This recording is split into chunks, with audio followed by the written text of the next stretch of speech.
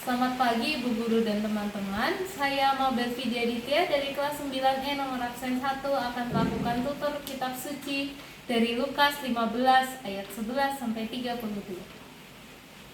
Teman-teman, apakah pernah kita meninggalkan Tuhan karena merasa berkat kita sudah banyak? Atau mungkin merasa lebih baik dan taat kepada Tuhan daripada orang lain? Maka dari itu, marilah kita dengarkan kisah yang indah mengenai perumpamaan anak yang hilang. Kisah ini pasti sama atau mirip dengan dilema yang mungkin pernah kita hadapi dalam kehidupan kita. Selamat mendengarkan.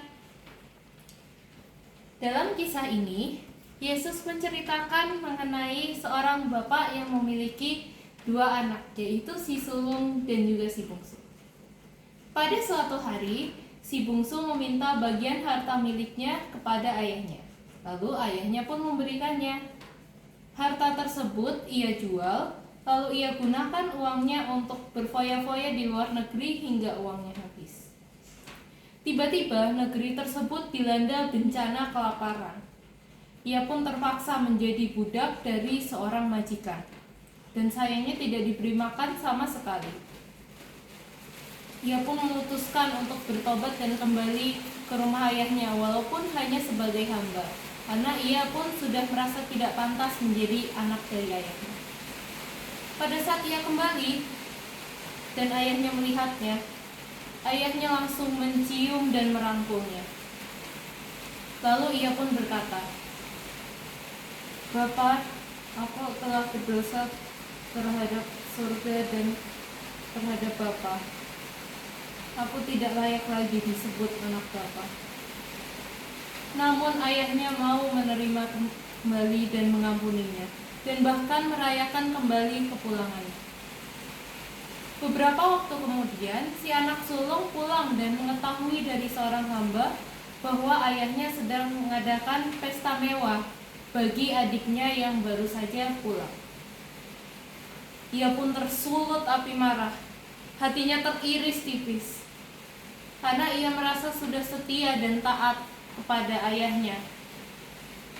Namun, ayahnya tidak pernah memberikan pesta mewah seperti itu kepadanya. Ayahnya pun menjelaskan bahwa anak sulung tersebut sudah menerima apa yang menjadi milik ayahnya.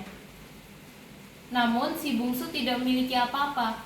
Jadi, kepulangannya dan pertobatannya harus dirayakan bersama. Nah, teman-teman, dari kisah ini kita bisa belajar dua hal. Yang pertama, kisah ini menggambarkan sifat kita sebagai manusia yang kadang sebagai si sulung maupun si bungsu. Teman-teman, kira-kira kita seringnya menjadi si sulung atau si bungsu ya? Kalau menjadi si sulung berarti kita sering merasa iri dan menghakimi orang lain. Dan mungkin di luar kita terlihat baik dan taat kepada Allah. Namun nyatanya kita sering menghakimi orang lain karena merasa diri kita sudah paling baik. Nah, kalau kita sering menjadi si bungsu, artinya kita sering merasa sombong karena memiliki banyak berkat. Padahal berkat tersebut juga dari Allah. Malahan karena kita sombong tersebut, kita seringkali meninggalkan Allah. Contohnya dengan cara tidak rajin berdoa, tidak rajin melayani, dan lain-lain. Yang kedua, kita bisa belajar bahwa kasih Allah itu sempurna. Allah menyayangi kita semua sebagai manusia dan sebagai anak-anaknya sama rata. Hanya caranya yang berbeda. Contohnya pada kisah ini, si ayah menyayangi si sulung dengan cara memberikannya keamanan, kasih sayang, dan juga membiarkan si sulung memiliki apa yang menjadi miliknya. Sementara untuk si bungsu, dia mengampuni si bungsu maupun sudah melakukan dosa yang besar dan menerimanya kembali, bahkan merayakan kepulangannya. Nah, kita dapat belajar dari tindakan Allah bahwa Allah itu selalu menerima kita dalam keadaan apapun. Maka dari itu, kita juga harus bertobat dengan tulus kepada Allah dan juga mengampuni orang lain, sehingga kita dapat meneladani Allah.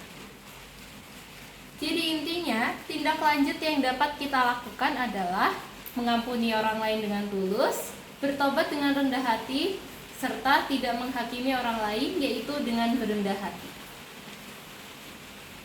Sekian dari tutur kitab suci saya. Terima kasih.